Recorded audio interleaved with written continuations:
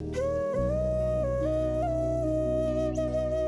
इस वक्त मौजूद हूँ सियालकोट हाजीपुरा रोड पर, जहाँ पर सियालकोट की सबसे बड़ी सहरी का इंतजाम किया जाता है। तकरीबन 100 से ज़ायद देगे बनाकर 20,000 से ज़ायद लोगों के घरों में मुफ्त सहरी पहुँचाई जाती है। इफ्तारी का काम तो दुनिया की बड़ी तादाद करती है, सहरी के हवाले से लोगों की तवज्जो नहीं थी।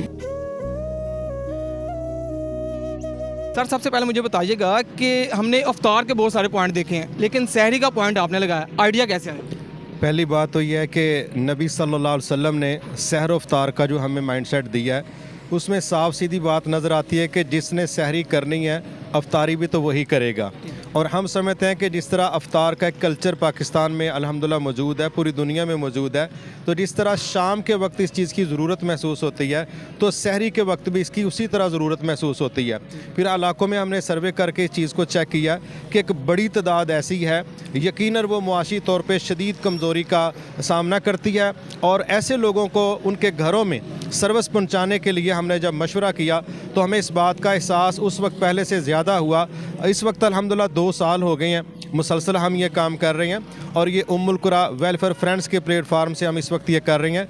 और दूसरी बात इसमें यह है कि लोगों की जो ज़रूरत है, मैं समझता हूँ भूख का कोई ख़ास वक्त नहीं होता। जिस तरह शाम को एक ज़रूरत महसूस होती है, सेम सुबह के वक्त भी ऐसे ही ज़रूरत महसूस होती है। तो हमने इस चीज़ को महसूस किया कि जो बंदा सहरी करेगा यकीनन वही रोज़ा रखेगा। तो इफ्तारी का काम तो दुनिया की बड़ी तादाद करती है, लेकिन सहरी के हवाले से लोगों की तवज्जो नहीं थी। ठीक है, मुझे बताएं कि कितनी देगों से आपने स्टार्ट किया था?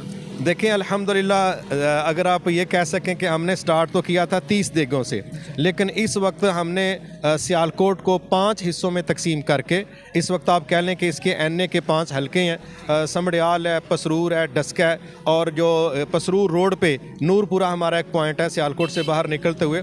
तो 5 पॉइंट्स पर अल्हम्दुलिल्लाह ये 150 के करीब जो हमारी देगें हैं वो इस वक्त बन रही हैं। ठीक है, सियालकोट के किन किन इलाकों में आपकी ये देगे जाती हैं?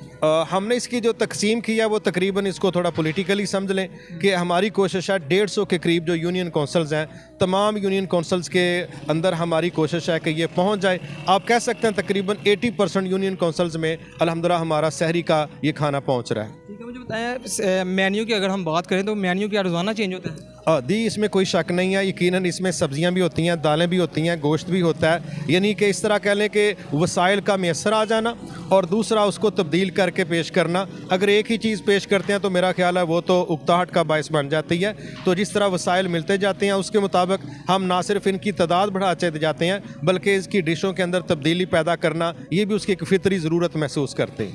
मुझे बताएं कि छोटी सहरी नहीं है, काफ़ी बड़ी सहरी है, तो ये इसको मैनेज आप कैसे करते हैं? देखिए, पहली बात तो यह है कि मैं सियालकोटियों का बिलखुसूस इस पर तहे दिल से शुक्रगुजार हूँ कि ये कोई भी मनसूबा है, ये फ़र्द वाहद की गेम नहीं है। तो इसमें सारे अहले इलाका शामिल होते हैं, रास्ते से गुजरने वाले भी सपोर्ट करते हैं, वैसे भी जो मीडिया में देखते हैं आप जैसे भाइयों के तवज्जो से वो भी सपोर्ट करते हैं। तो एक तो है वसाइल का मुहैया होना, लोग अल्हम्दुलिल्लाह दिल खोल के खर्च करने वाले हैं। और दूसरी चीज़ यह है कि हमारी एक बड़ी टीम, जिस तरह आप देखेंगे कुछ भाई इस वक्त यहाँ पहुँचे हैं, पूरे ज़िला में हमारे सैकड़ों कारकुनान वो हैं जो सारी रात जाग के ये पकवाई के पॉइंट से खाना वसूल करते हैं और वो अपने मोहल्लों के अंदर जाके तकसीम करते हैं। मुझे बताएं कि पूरे 30 दिन आप सहरी करवा रहे हैं, कितना खर्चा आ जाता है?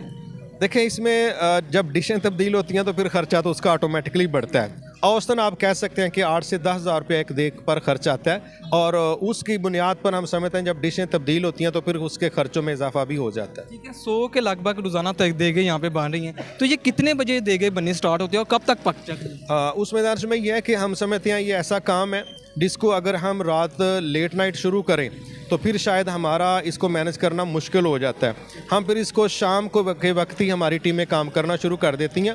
एक वो टीम है जो सब्ज़ी मंडी से और दाएं बाएं से अपनी ज़रूरत की चीज़ें लेके आती है, जो दूसरी पकाने वाली टीम इधर से अलग बैठी होती है, वो शाम को अपना पकाने का काम शुरू कर देती है। हमारी कोशिश होती है कि 10 बजे तक हमारी जो सहरी का खाना है वो तैयार हो जाए और फिर ये इलाकों के अंदर पहुँचाना हम शुरू कर दें। कोई भी राहगीर है अगर आता है सहरी या इफ्तारी के लिए, वो आके जब मर्जी कर सकते हैं?